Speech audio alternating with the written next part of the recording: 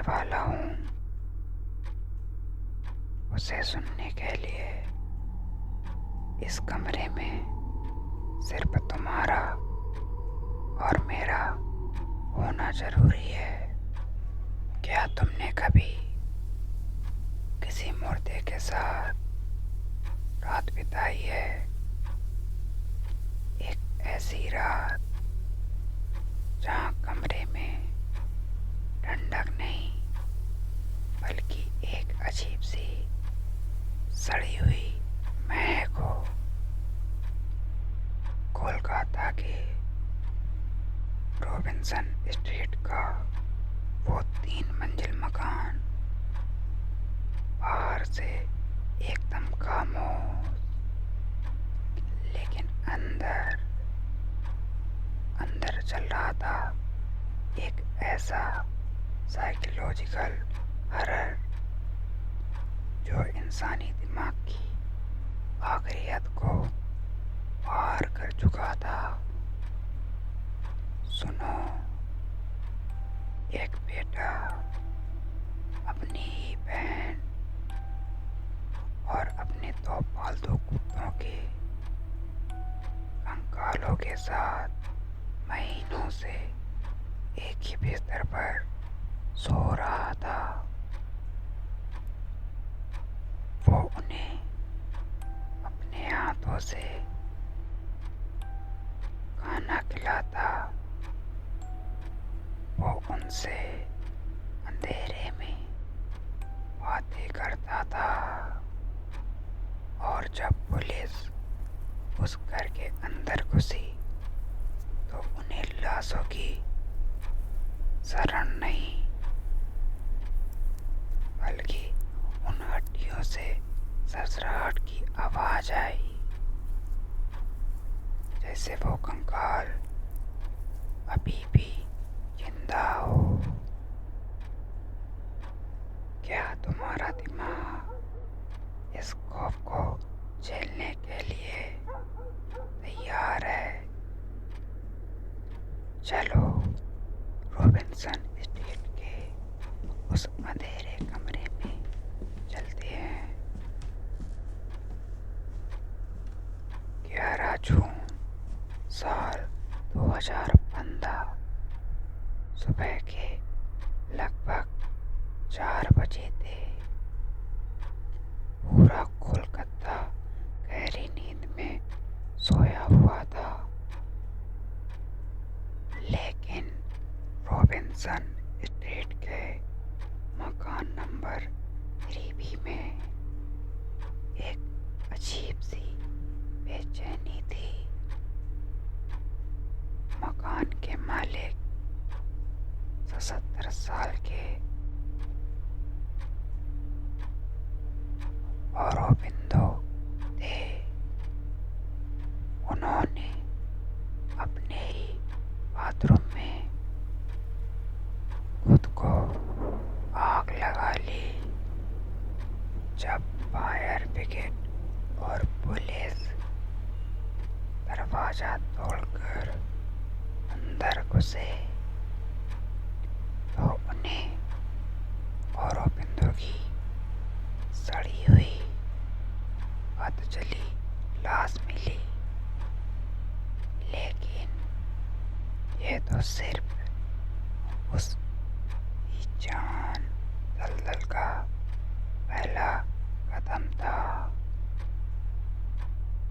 Police ने जब घर के बाकी हिस्सों की तलाशी लेनी शुरू की तो उन्हें औरोबिंदो का 44 साल का बेटा मिला।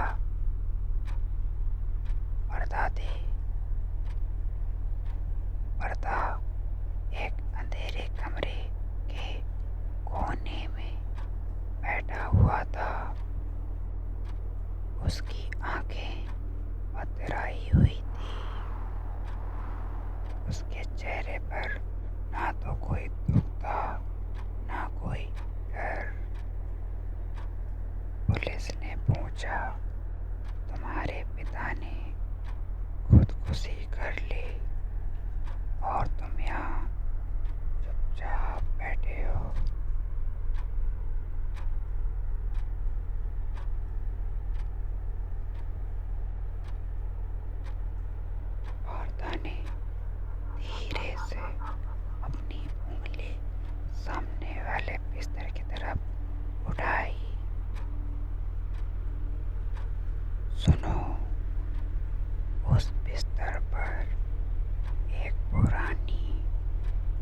फटी हुई चादर बिछी थी और उस चादर के नीचे कुछ ऐसा था जिसे देखकर पुलिस वालों की रीढ़ की हड्डी में एक ठंडी लहर दौड़ गई। वहाँ कोई इंसान नहीं था। वहाँ एक कंकाल था, पूरा सफेद सूखा हुआ कंकाल। और उस कंकाल के दोनों तरफ दो छोटे जानवरों के कंकाल भी सलामत रखे थे। वार्ता ने बेहद धीमे विस्पर में कहा, ये मेरी बहन है देवजानी, और ये हमारी खामोश दुनिया है। ध्यान से सुनो। एक क्रिमिनल साइकोलॉजिस्ट के नजरिए से जब तुम वार्ता के दिमाग के उस अंधेरे कोने को टटोलोगे तो तुम्हें एक ऐसी दीवार मिलेगी जो दुख और पागलपन के बीच खड़ी होती है। देवजानी की मौत तकरीबन 6 महीने पहले दिसंबर 2014 में हो चुकी थी। उसकी मौत किसी कत्ल से नहीं बल्कि एक बेहद अजीब अंधविश्वास और जहनी बीमारी के चलते हुई। देवजानी ने घर के पालतू कुत्तों की मौत के बाद खाना पीना छोड़ दिया था। वो उपवास पर थी ताकि उन कुत्तों की आत्मा को शांति मिले। और एक दिन उसने दम तोड़ दिया। लेकिन वार्ता और उसके पिता औरोबिंदो ने देवजानी का अंतिम संस्कार नहीं किया। क्यों? क्योंकि वार्ता का दिमाग उसकी मौत को स्वीकार करने के लिए तैयार ही नहीं था। उसकी लगभग 2500 पन्नों की डायरी मिली। उस डायरी में जो लिखा था वो किसी भी आम इंसान को हमेशा के लिए जहनी मरीज बना सकता है। वार्ता हर रात उस कंकाल के पास बैठता था। माँ के गुजर जाने के बाद देवजानी ही उसकी सब कुछ थी। वार्ता ने उस सड़ी हुई मिट्टी बनती हुई लाश को अपने हाथ से रोज खाना खिलाया। जब लाश से कीड़े निकलने लगे तो उसने मार्केट से महंगा परफ्यूम और रूम फ्रेशनर खरीदे। वो रोज उस कंकाल पर परफ्यूम छिड़कता ताकि शरण कमरे से बाहर ना जाए। इमेजिन करो, तुम एक अंधेरे कमरे में हो। बाहर कोलकाता की तपती गर्मी है और अंदर दीवारों पर परफ्यूम शरण की एक गहरी परत जमी हुई है। बिस्तर पर तुम्हारी बहन की हड्डियां हैं और तुम उन हड्डियों के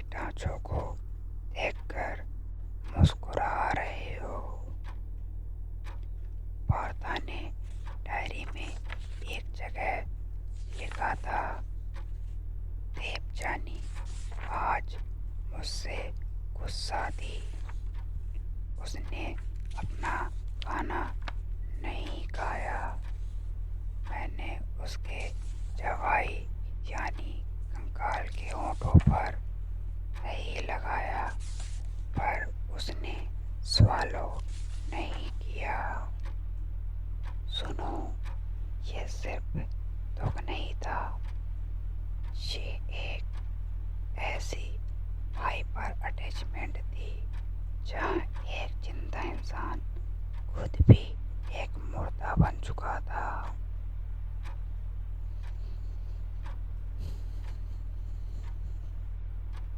क्या तुम्हें अपने पीछे किसी के खड़े होने का एहसास हो रहा है? अगर तुम इस अंधेरे में मेरे साथ हर हफ्ते चलना चाहते हो तो इस खामोशी को अपना लो। नीचे जो वो लाल बटन है उसे दबाकर एक एजेंट पर अपनी मौजूदगी दर्ज करो, ताकि अगली रात जब मैं ऐसी ही किसी खौफनाक दुनिया का दरवाजा खोलूं तो तुम उस अंधेरे में अकेले ना रहो। हम दोनों साथ चलेंगे उस गहराई में। केस और ज्यादा उलझता गया। पुलिस को उस घर से ढेर सारे ऑडियो कैसेट्स मिले। उन कैसेट्स में औरोबिंदो, वार्ता और एक जानी की आवाजें थी। लेकिन सबसे अजीब बात क्या थी पता है? उन कैसेट्स में जो बातें थी वो आम परिवार जैसी नहीं थी। उन्होंने अपनी आवाजों में कुछ ऐसा स्पिरिचुअल चांस और अजीब सी खामोशी रिकॉर्ड की थी, जैसे वो किसी ऐसी दुनिया से संपर्क करने की कोशिश कर रहे हो जो इस जमीन पर मौजूद ही नहीं है। साइकोलॉजिस्ट ने वार्ता का टेस्ट किया। पता चला उसे स्किज़ोफ्रेनिया नाम की एक घबराहट वाली ज़हनी बीमारी थी। लेकिन एक सवाल जो आज भी फोरेंसिक एक्सपर्ट को सोने नहीं देता। सुनो, अगर कमरे में 6 महीने से 3 लाशें सड़ रही थी तो उनके पड़ोसियों को उस शरण का पता क्यों नहीं चला? रॉबिन्सन स्ट्रीट के पड़ोसी कहते हैं उन्हें कभी कोई बदबू नहीं आई। फोरेंसिक साइंस कहती है एक इंसान की लाश अगर 2 हफ्ते भी खुले में रहे तो पूरा मोहल्ला शरण से भर जाता है। तो फिर उस 3 मंजिल मकान में ऐसा क्या था जो उस सड़न को अंदर ही कैद करके रखे हुए था? क्या वार्ता ने कोई ऐसा केमिकल यूज किया था जिसका पता फोरेंसिक लैब्स भी नहीं लगा पाई? या फिर उस घर के उस खुसूस कमरे में वक्त थक चुका था और थम गया था और औरबिंदो ने अपनी मौत से पहले एक नोट छोड़ा था। मैंने जो किया वो मेरी मर्जी थी। वार्ता एकदम बेगुनाह है। अगर औरबिंदो को सब पता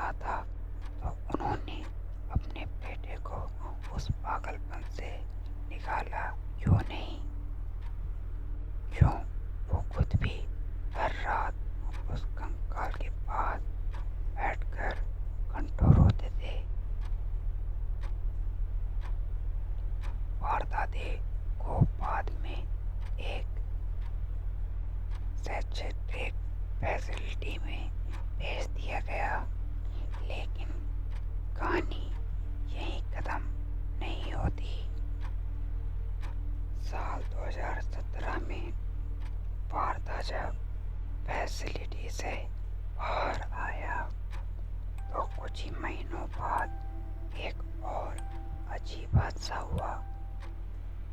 वार्ता एक नए फ्लैट में रह रहा था और एक सुबह वो भी अपने बाथरूम में अधजली हालत में मरा हुआ मिला।